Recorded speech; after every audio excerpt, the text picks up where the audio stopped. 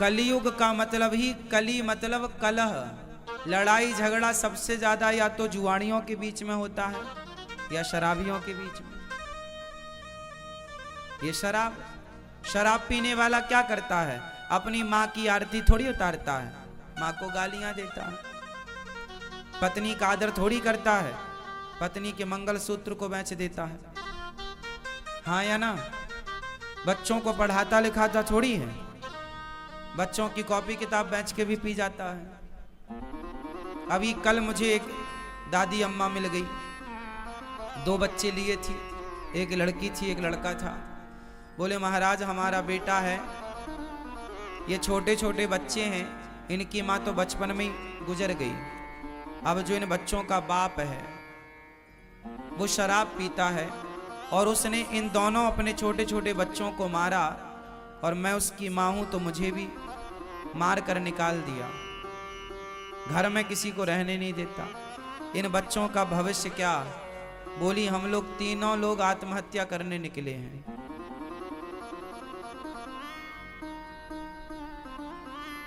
शराबी इस तरह से प्रताड़ित करता है ना अपनी माँ को, अपने बच्चों को, अपनी पत्नी को।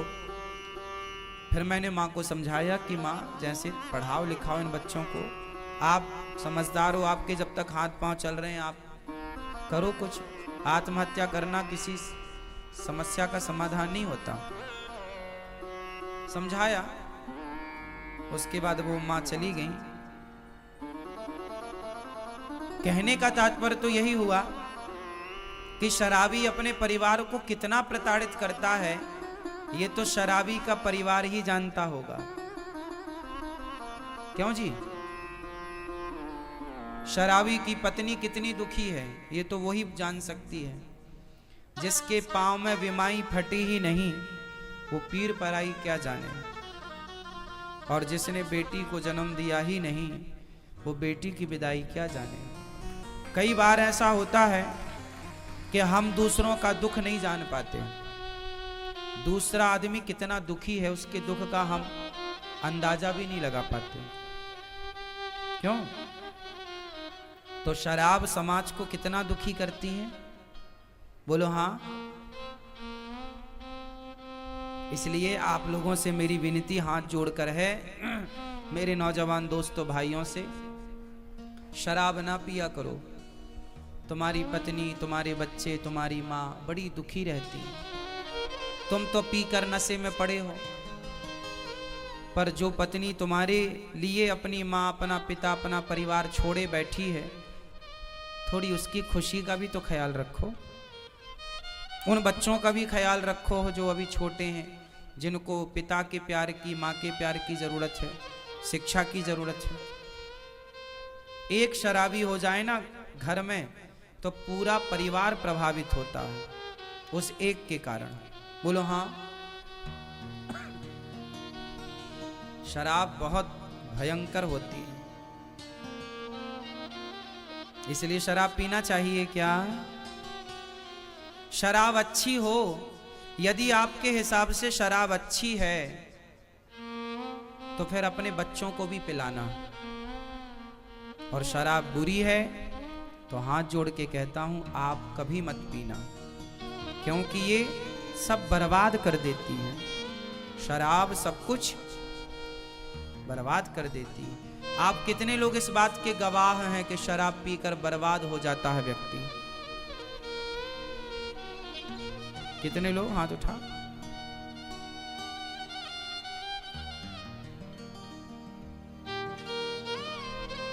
लाखों लोग तो बर्बाद हो चुके है ना। कई एकड़ जमीन जायदाद थी जिनकी, वो भी बेच बेच के शराब में बर्बाद कर गए। अब उनकी औलाद भीख मांगने पर मजबूर है। ऐसा भी समाज में देखने को मिला है। क्यों जी ऐसा होता है? बिल्कुल होता है। शराब पीना बुरी बात है ना कि अच्छी बात है? बुरी बात है। लेकिन आप लोग टीवी देखते हैं, मूवियां देखते हैं, पिक्चरें देखते हैं। आजकल पिक्चरों में शराब पीने का सीन होता है। आजकल जितने भी आपके सुपर डुपर स्टार होते हैं, ये आपको शराब पीने के लिए प्रेरित करते हैं। मतलब वो चाहते ही हैं कि आप बस नशेड़ी बन जाओ, आप अपने लिए, अपने परिवार के लिए, अपने देश के लिए कुछ ना करो, बस शराब के नशे में पड़े रहो। इसलिए हमारे देश में तो शराब बांट बांट के चुनाव तक जीत लिए जाते हैं। जिस नेताजी ने ज्यादा शराब पिलाई, उस नेताजी को ज्यादा वोट मिलेंगी। ऐसा होता है हमारे देश में। मतलब शराब की बोतल में आदमी बिक जाता है। शराब की गुलामी देख रहे हो आप। वो कुछ नहीं बोलती शराब, लेकिन आदमी को खरीदने की ताकत शराब में है। इस तरह आदमी नशेड़ी है।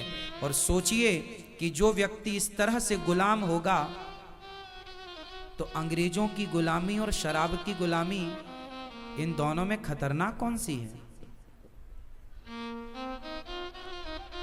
इसलिए आप किसी के गुलाम क्यों बने?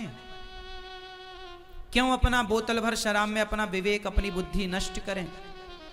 क्यों नहीं अपने विवेक से काम लेते आप लोग? हमारे देश में गरीबी का सबसे बड़ा कारण शराब है। मैं इसका बहुत बड़ा गणित समझा सकता हूं आपको। समझो, एक आदमी दिन में, एक मजदूर की बात करो आप। एक मजदूर दिन में 250-300 रुपए कमाता है या 400 रुपए कमाता है। 400 रुपए कमाता है, जिसमें कि वो 100-150 रुपए की शराब पी लेता है। हाँ या ना? दिन भर काम करेगा, शाम को 300 रुपए या 400 रुपए मिलेगा, तो घर जाने के पहले एक बोतल वो शराब पी लेता है। और घर जाता है तो शराब के नशे में जाता है। सबकी बात नहीं कर रहा हूं मैं, कुछ लोगों की। अब उसको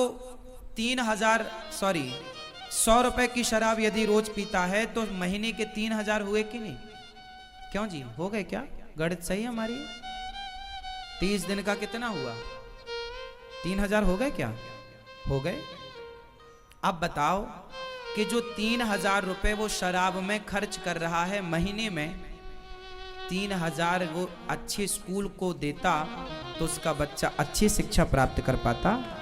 उसके बच्चे को मजदूरी ना करनी पड़ती। वो मजदूर है, चलो कोई बात नहीं, पर अपने बच्चों को तो पढ़ा लिखा कर इतना योग्य बनाओ कि उन्हें किसी के द्वार पर हाथ ना फैलाना पड़े।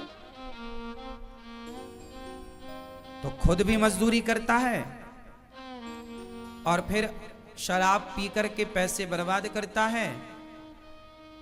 बीमार पड़ जाता है तो फिर बच्चों से कहता अब तुम कमा कर लाओ। तो बच्चों को आपने ना पढ़ाया ना योग्य बनाया, तो फिर वो मजदूरी ही करेंगे। तो उनके बच्चे फिर मजदूरी करने के लिए मजबूर होते हैं। फिर उनके साथ धीरे धीरे जब बाप शराब पी के ऐसा हुआ, तो उनके बच्चे भी फिर वो सोचते हैं हम भी शराब पिएं। इसलिए हमारे देश में गरीबी की जड़, यदि हर पिता पैसे कमाकर, मजदूर भी पैसे कमाकर यदि उसे सही जगह पर खर्च करे, अपने बच्चों की पढ़ाई लिखाई में, अपने लिए घर बनाए, अपनी जरूरतें पूरी करे और 2 पैसा बचा के अपने भविष्य के लिए रखे, तो बताओ गरीबी समाप्त हो जाएगी? उसकी होगी। भारत के प्रत्येक व्यक्ति की गरीबी जब मिटेगी, तब भारत देश की गरीबी मिट जाएगी। और इसके लिए आपको विचारवान होना पड़ेगा, पैसे का सदुपयोग करना पड़ेगा। शराब, आज बड़ी बड़ी पिक्चर बनाने वाले सुपर डुपर स्टार वो आपको शराबी बना रहे हैं। हमारे देश का दुर्भाग्य बताएं क्या है? दुर्भाग्य ये है मेरी मां कि आज यहां पर कोई अच्छी बात आपको बताए, आपके बच्चों को सही राह बताए, तो आप उसे कहते हैं कि ये ठग रहे हैं, लूट रहे हैं। और आपको कोई गलत बात बताए तो आप उनकी जय जयकार करते हुए उन्हें सुपर डुपर स्टार बना रहे हैं। अब देखो ना, आपके कितने सुपर डुपर स्टार ऐसे हैं जो गुटखे का प्रचार करते हैं, जो शराब का प्रचार करते हैं, जो जुए का प्रचार करते हैं। जंगली रमी ऐप डाउनलोड करा रहे हैं कि नहीं? वो जुए का प्रचार कर रहे हैं। कौन? आपके सुपर डुपर स्टार जो पिक्चर बनाने वाले लोग हैं, हाँ या ना? जुए का प्रचार कर रहे हैं ना? मैं किस किस का नाम लूं? नाम सबके पता है, पर क्या बताना आप समझ लो। जुए का प्रचार सुपर डुपर स्टार करते हैं।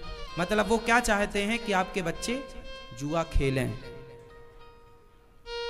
वो शराब का प्रचार करते हैं सुपर डुपर स्टार लोग। पिक्चर क्या बनाते हैं? मुझे पीने का शौक नहीं, पीता हूं गम भुलाने को। इससे तो आदमी शराबी बनेगा कि भाई गम किसके पास नहीं है। तो अच्छा खासा आदमी, आजकल तो स्त्रियां भी पीने लग गई क्योंकि वो भी गम में है। वो गाना सुन ली कि मुझे पीने का शौक थोड़ी था, वो तो गम भुलाने को पी रही हूं। तो आज तो स्त्रियां भी, कुछ स्त्रियां भी शराब की दुकान में खड़ी नजर आ रही हैं, क्योंकि उनको भी तो गम है। जीना अगर जरूरी है तो पीना बहुत जरूरी है, ऐसे गाने हैं। माना जी कसूर हुआ, मैं नशे में चूर हुआ, मुझको होश में ना लाना, क्योंकि जीना अगर जरूरी है तो। ये गाने बना रहे हैं।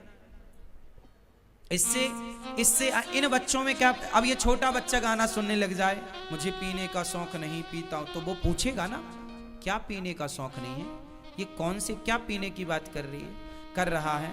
वो बच्चों को तो क्लिक करेगी ना बात। थोड़ा होश आएगा तो वो भी फॉलो करेंगे कि हम भी पिए। तो आज के सुपर डुपर स्टार क्या कह रहे हैं? दाने दाने में केसर का दम। आपके बच्चों को क्या कहा जा रहा? दाने दाने में केसर का दम। इससे क्या होगा?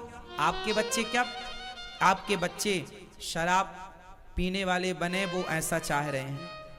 आपके बच्चे गुटखा खा रहे हैं, वो लोग ऐसा चाह रहे हैं कि गुटखा खाएंगे तो गुटखा बिकेगा, और बिकेगा तो उनको गुटखे का प्रचारक बनाया गया है।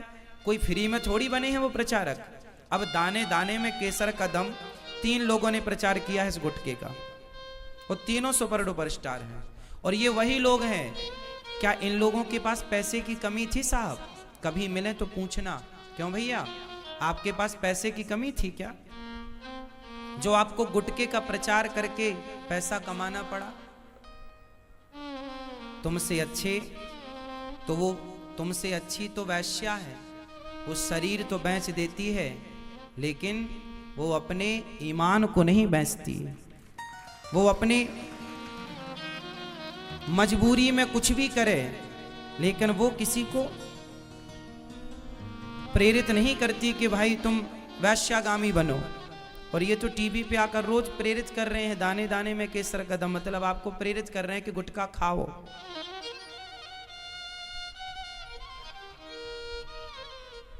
गुटखा खाओ, ऐसा बोल रहे हैं। इसलिए गुटखा, इन लोगों के पास पैसे की कमी नहीं है। गुटखे के प्रचार में इन्हें 5-5, 10-10 करोड़ रुपए मिले होंगे, या 50 करोड़ भी मिले होंगे, मुझे आइडिया नहीं है। लेकिन पैसों के लिए अपना ईमान बेच देना सही है? कोई मुझे 5,000 करोड़ दे, कहे अनिरुद्धाचार्य जी आप इस गुटखे का प्रचार करिए। 1 लाख करोड़ नहीं साहब, पूरी दुनिया की दौलत देगा तो भी मैं अपने अनुयायियों को, भक्तों को गलत राह नहीं बता सकता। ये मेरे धर्म के विपरीत है, खिलाफ है। कोई आप पर विश्वास करता है तो क्या आप उसको गलत राह बताएंगे? बोलो बोलो हाँ या ना। तो इन लोगों पर लोगों ने पिक्चरों के माध्यम से विश्वास किया कि भाई ये लोग जो करेंगे अच्छा करेंगे, पर ये तो आपको गुटखा खाना सिखा रहे हैं। क्यों जी, सीखे के नहीं कुछ खाने भी लगे हैं। आज 100 में से 95 बच्चे गुटखा खाते हैं। छोटे छोटे बच्चे गुटखा खाते हैं, बोलो हाँ। छोटे छोटे बच्चे। और गुटखा खाने वालों के साथ ऐसी स्थिति है कि आप उनके सामने बैठ जाएं तो आधा तो आपका मुंह भिड़ा देते हैं, छपेड़ देते हैं गुटखे से। जब वो बात करते हैं ना तो उनके अंदर की सुपारी निकल निकल के आपके मुंह में चिपकती है। ध्यान से देखा कि नहीं? इसलिए गुटखा खाने वालों से ना उचित दूरी बना के बात किया करिए, नहीं वो उनके अंदर का गुटखा आपके अंदर आ जाएगा। हाँ या ना? सही कि गलत है? बिल्कुल। कई लोग आ जाते हैं यहाँ पर, मुंह में इतना गुटखा भरे और बिल्कुल मुंह के पास ही आके बोलते हैं मिलना है, इतने में तो मिलने में आधी मिला दी। इतने में तो आधी सुपारी मिल भी गई।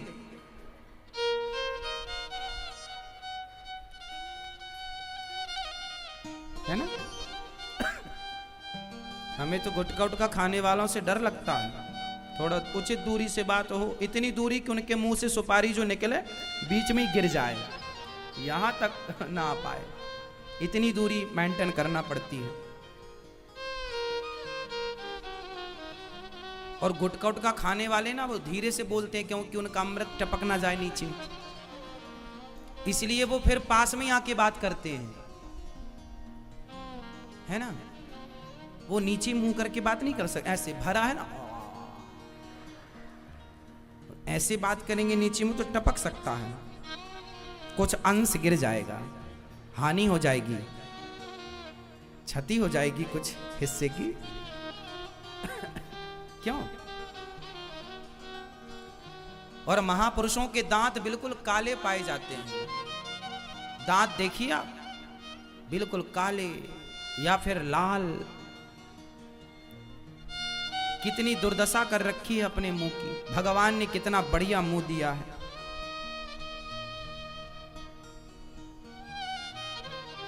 जिस मुंह में राम का नाम होना चाहिए उस मुख में देखो क्या क्या भरते हैं। तो आप सावधान रहिए उन सुपर डुपर स्टारों से जो आपके घर में घुसकर आपकी संतानों को गलत राह, अब जो गलत दिखा रहे हैं आप उन्हें सुपर डुपर स्टार कहते हैं, और हम जैसे लोग आपको सही राह बताएं तो लोग संतों को उंगली उठाते हुए कहते हैं ये बाबा लोग तो पाखंडी हैं, ढोंगी हैं, ये हैं। संतों का अपमान होता है और उन लोगों का सम्मान जो खुलेआम गलत का प्रचार कर रहे हैं। संडे हो या मंडे, ये अंडे का प्रचार किसने किया था? बोलो, किसने किया था? जरा बता। नहीं पता? आप लोग बहुत भुलक्कड़ हैं? हम नहीं भूलते। टीवी पर एक टाइम पर यह भी ऐड आता था, संडे हो या मंडे, अंडे का प्रचार है। इसलिए अब वो लोग अंडे का आपको प्रचार कर रहे हैं। अंडे खाने वाले का धर्म क्या है? अंडे खाने वाला, मांस खाने वाला धर्मात्मा हो सकता है क्या? मुर्गी की टांग चूसने वाला धर्मात्मा हो सकता है क्या? अरे जो धर्मात्मा होगा वो किसी जीव की हत्या ही नहीं करेगा। जो कर रहा है वो धर्मात्मा कैसे है? हमारा धर्म तो ये कहता था कि हम चींटियों को भी, तुम्हारी दादी अम्मा आटा डालती थी, चींटी की भी हत्या ना हो, पक्षी को दाना। हमारे देश में एक राजा हुए हैं शिवी, उनकी गोद में एक कबूतर आकर गिरा।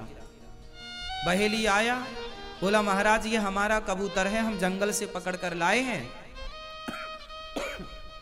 और इसे हम खाएंगे पकाकर। राजा बोला देखो ये मेरी गोद में आया है, इसे अब तुम मार नहीं सकते क्योंकि मारने वाले से बचाने वाला बड़ा होता है। ये कबूतर मेरी गोद में आया है, जिसकी रक्षा करना मेरा धर्म है। बहेलिया बोला महाराज आप राजा हैं, पर वो मेरा कबूतर है, मेरे पिंजरे से उड़ गया, आपकी गोद में गिरा, दो मेरा कबूतर। राजा बोले तुझे कबूतर का मांस चाहिए ना, मैं तुझे कबूतर के वजन का मांस दे दूं तो? हाँ हाँ चलेगा। अब आप कहां से मांस लाएंगे? राजा मांस लाने के लिए किसी को तो मारना पड़ेगा, आप किसी का भी लाएंगे तो मारना ही पड़ेगा। राजा बोले इतने धर्मात्मा राजा थे, बोले मैं किसी की हत्या नहीं करता, तो कहां से लाएंगे मांस? बोले मैं अपना दूंगा। एक तराजू बांधी गई, तराजू के एक पलड़े पर कबूतर को बिठाया गया कि इसके वजन का मांस बहेलिया को इसको देना।